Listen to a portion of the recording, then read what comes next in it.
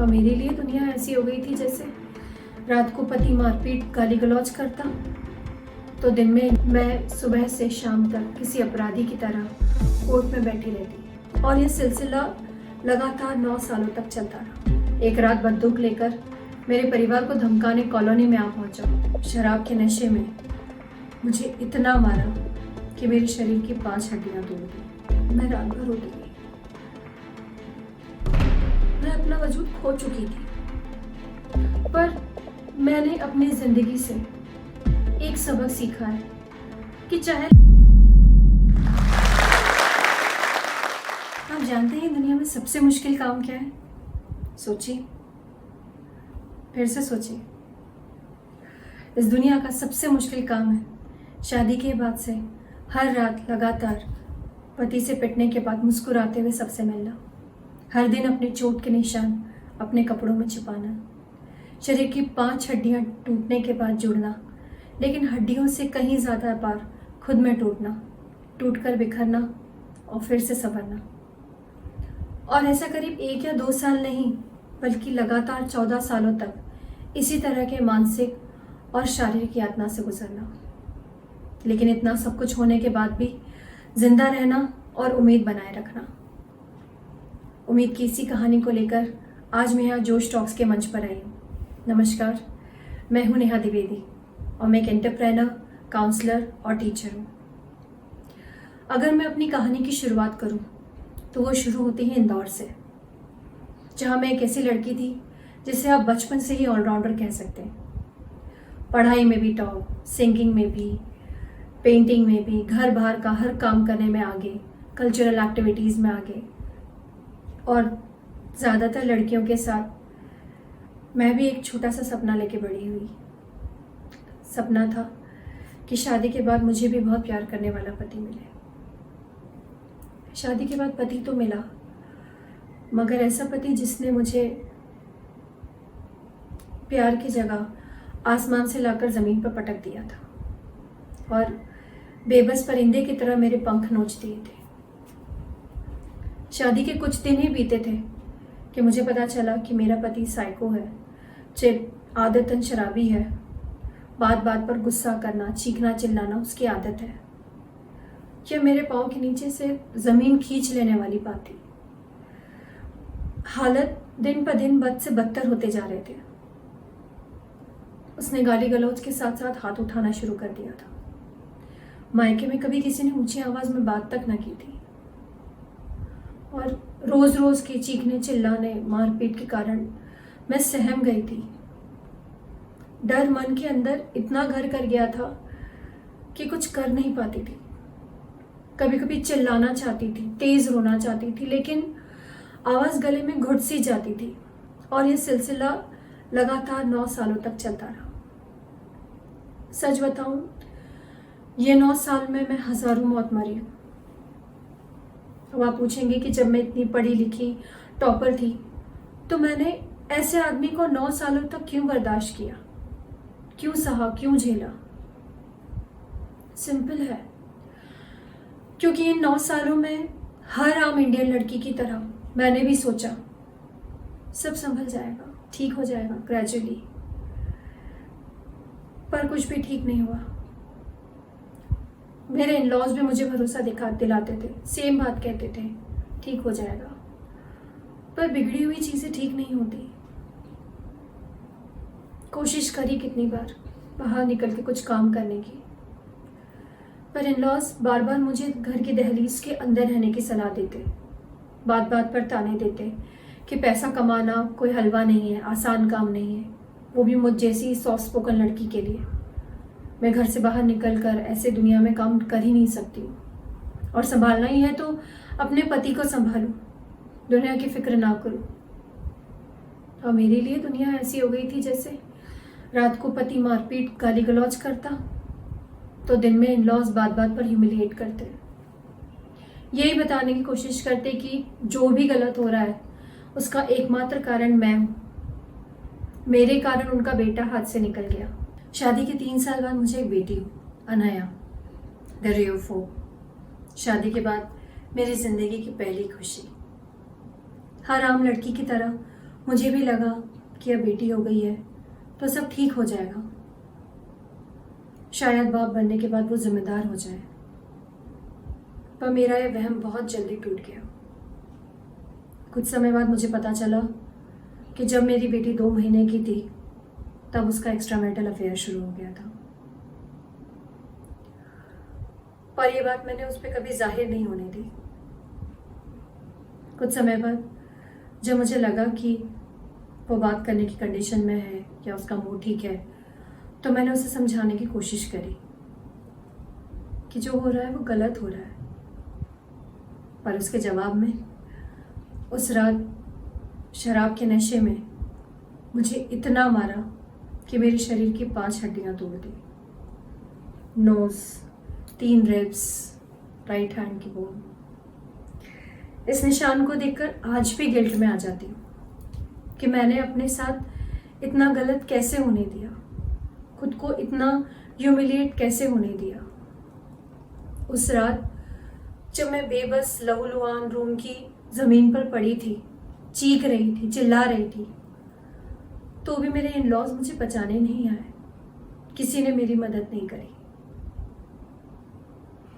रात के 12 बजे से लेकर सुबह 8 बजे तक उसी कंडीशन में मुझे कमरे में बंद करके रखा गया। सुबह अस्पताल ले गए, पर एक नई कहानी के साथ मेरे पास आया। कहा कि अगर कोई पूछे तो उनसे कह देना अचार की तपेली लेकर सीढ़ियों से उतर रही थी, पैर फिसल गया। क्योंकि अगर बाहर ये बात किसी को पता चलती है तो फैमिली की बहुत नुकसान, बदनामी होगी। पुलिस आएगी, तुम्हारी बेटी है, अपने लिए नहीं तो कम से कम अपनी बेटी के बारे में सोचो। फिर उन्होंने मुझे यह सांत्वना दी कि अगर इसके बाद ये कुछ गलत करता है तो वो मेरे साथ खुद चलेंगे और पुलिस में FIR लिखवाएंगे। और मैं बेवकूफ फिर उनकी बातों में आ गई। पर मेरे चुप रहने से मेरा अब्यूजर पति शेर हो गया था। अब वो खुलेआम अपनी गर्लफ्रेंड को लेकर घर आने लग गया। घर के दायरे के बाहर तो वो लोग लिव इन में रह ही रहे थे, पर अब वो सब गंदगी घर के गेस्ट रूम तक पहुंच चुकी थी। पर इन सब के बाद भी मेरे सो कॉल्ड इन-लॉज ने एक चुप्पी साधी हुई थी। कुछ नहीं कहा उन्होंने। पर मेरी बेटी बड़ी हो रही थी। एक दिन उसने सवाल पूछ ही लिया कि मम्मी ये आंटी कौन है जो पापा के साथ गेस्ट बेडरूम में है। मुझे नहीं समझ में आया एकदम। पता नहीं मुझे क्या हुआ, मेरे पाँव के नीचे से जमीन खिसक गई उस सवाल से। मैंने अपने पति को आखिरी बार समझाने की कोशिश करी। कहा मैंने उनसे कि सब गलत है, बेटी 6 साल की हो रही है, उस पर गलत असर पड़ रहा है। लेकिन जानते उस आदमी ने क्या किया? उस रात अपने गर्लफ्रेंड को लेकर मेरे कमरे में आया और मेरी बेटी के सामने मुझ पे चिल्लाया, मुझे धमकाया, वहीं काट कर जमीन में गाड़ देने की धमकी दी। हाथ भी उठाया। मैं रात भर रोती रही। मैं अपना वजूद खो चुकी थी। इसीलिए पति के जाने के बाद मैंने आखिरी बार अपने फादर इन लॉ से मदद मांगने की कोशिश करी। बोला मैंने उन्हें कि आप चलिए मेरे साथ, पुलिस में रिपोर्ट लिखवाते। पर उन्होंने अपने बेटे को समझाने की जगह मुझे डांटा। बोला कोई कहीं नहीं जा रहा है, सब यहीं रहेंगे इसी घर में, इसी छत के नीचे। मेरे लिए सारी हदें पार हो चुकी थी। मैं समझ चुकी थी कि कभी मेरा साथ नहीं देंगे और मेरी सेल्फ एस्टीम एकदम बर्बाद हो चुकी थी। पर मैं अपनी बेटी की सेल्फ एस्टीम खत्म नहीं होने देना चाहती थी। मैं नहीं चाहती थी कि वो भी मेरी तरह डरना, सहमना और बेबस होकर जीना सीख ले या घर गलत बात को मानना शुरू कर दे। उसके बाद जब पति घर से बाहर गया तो मैंने अपनी बेटी का हाथ थामा और ससुराल की दहलीज पार कर ली। ससुराल की दहलीज पार करने का फैसला मेरा पहला कदम था। अपने पिता के घर आकर मेरा दूसरा बड़ा फैसला अपने पति के खिलाफ पुलिस में रिपोर्ट कराने का था, क्योंकि अब सवाल मेरी बेटी की सेल्फ एस्टीम का था। उसे मजबूत बनाने के लिए मेरा मजबूत होना जरूरी था। इस एफआईआर के बाद मैं मेरे सास ससुर की नज़रों में विलन बन चुकी थी, पर अब मुझे जीना था, सर उठा के जीना था, अपने लिए, अपनी बेटी के लिए। कुछ कम पैसे, कुछ तंगी में जीना था, लेकिन सेल्फ एस्टीम के साथ जीना था। पुरानी मेडिकल रिपोर्ट्स के आधार पर पति की गिरफ्तारी हुई। वो कुछ दिन जेल में भी रहा, और जैसे ही जेल से बाहर आया वो फिर खुला सांड हो गया। एक रात बंदूक लेकर मेरे परिवार को धमकाने कॉलोनी में आ पहुंचा, लेकिन अब मैंने पीछे नहीं हटने की ठान ली थी। मैं अपनी बात पर मजबूत थी, क्योंकि अब मुझे उससे डर नहीं लग रहा था। मुझे अपने साथ हुए अन्याय का जस्टिस चाहिए था। लेकिन हमारा जुरिस्डिक्शनल सिस्टम तारीख पे तारीख, उसके पास पैसे थे तो बड़ा वकील था। मैं सुबह से शाम तक किसी अपराधी की तरह कोर्ट में बैठी रहती 5 साल, कभी फीवर में, कभी फ्रैक्चर टांग लिए, कभी किसी बीमारी में। वो बड़े वकील के साथ आता, साइन करता और चला जाता, पर केस के साथ साथ मेरे ऊपर अनाया की भी जिम्मेदारी थी।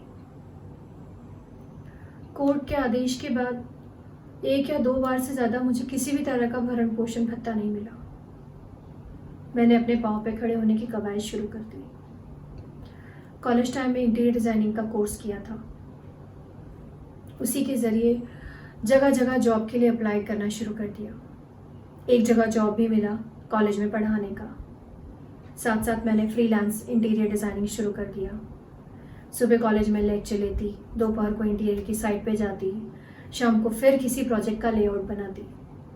और इसके साथ साथ बड़ी होती बेटी को वक्त देना पड़ता था, उसे पढ़ाना पड़ता था। इसके साथ साथ हर तीसरे चौथे दिन कोर्ट के चक्कर लगाने पड़ते थे। यह सिलसिला लगातार 5 साल तक चलता रहा, पर कोर्ट से कोई निर्णय नहीं आया। मैं थक चुकी थी अपने पति और जुरिस्डिक्शन सिस्टम की कमजोरियों से लड़ते लड़ते। मैं अपना सारा टाइम अपनी बेटी और अपने काम को देने लगी। फ्रीलांस काम को मैंने अपना एक परमानेंट बिजनेस बना लिया, काम बना लिया, और कई सालों की मेहनत के बाद मैंने अपनी कंपनी क्रोम इंटीरियर डिज़ाइनर्स की शुरुआत करी। काम अच्छा चल रहा था, बाय गॉड्स ग्रेस। काफ़ी स्टीम प्रोजेक्ट्स कर चुकी थी 3-4 साल के छोटे से टाइम में। मैं कुछ बड़े बिल्डर्स के साथ मेरा टाई अप भी था,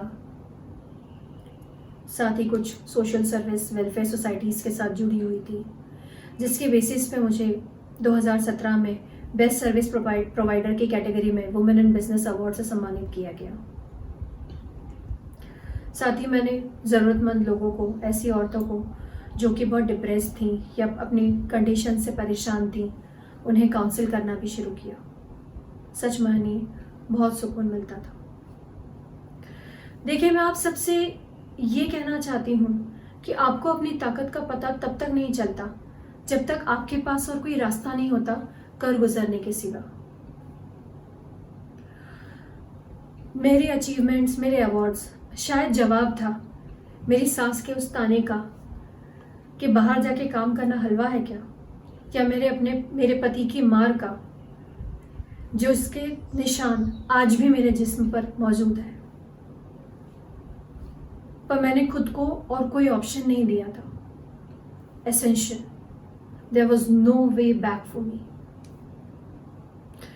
कोर्ट से कोई आदेश पास हो नहीं रहा था, ना वो कोई निर्णय ले पा रहे थे, कुछ नहीं हो पा रहा था। मैं वहाँ डिप्रेस हो चुकी थी, और मेरी बेटी चाहती थी कि मैं उसके साथ साथ अपनी ज़िंदगी भी जीऊँ। तो मैंने आउट ऑफ कोर्ट सेटलमेंट किया, डिवोर्स लिया, और फिर अपने काम में जुट गई। पर मैंने अपनी ज़िंदगी से एक सबक सीखा है कि चाहे लाइफ में कुछ भी हो जाए, उम्मीद नहीं खोनी चाहिए। अगर आपको ऐसा लगता है कि कोई आपके साथ कुछ गलत कर रहा है या कुछ सही नहीं हो रहा है आपके साथ, कोई मोरल्स के अगेंस्ट आपके साथ कुछ बहुत ऑड कर रहा है तो उसे पहली बार ही हिम्मत करके ना बोल दो। उसे समझाओ कि ये गलत है, और अगर ना समझे तो फिर एक्शन लो उसके खिलाफ, उसकी ज़्यादती के खिलाफ, उसके आदतों के खिलाफ। इस भरोसे पे ना रहना कि सब ठीक हो जाएगा। अपने कल के लिए आज लड़ो, आज तैयार हो जाओ, क्योंकि मैंने ये गलती करी थी और इस गलती का खामियाजा मैंने 14 साल भुगता है। 9 साल उस घर में रह के, 5 साल उस रिश्ते से छुटकारा पाने में। पर इन 9 सालों में मैं तिल तिल कर मरती रही। जिस दिन मैंने लड़ने का फैसला किया, चीज़ें बदलने लगी। ताने वाहवाही में बदलने लगे, चोट अवार्ड्स में बदलने लगी, और ज़िंदगी ने मुझे फिर से खुश होने का एक और मौका दिया। बेस्ट सर्विस प्रोवाइडर की कैटेगरी में वुमेन इन बिजनेस अवार्ड से सम्मानित किया गया। बहुत कुछ खोने के बाद आज मेरे सर पे क्राउन है सेल्फ एस्टीम का, और सच मानिए मेरे लिए वो सब कुछ है।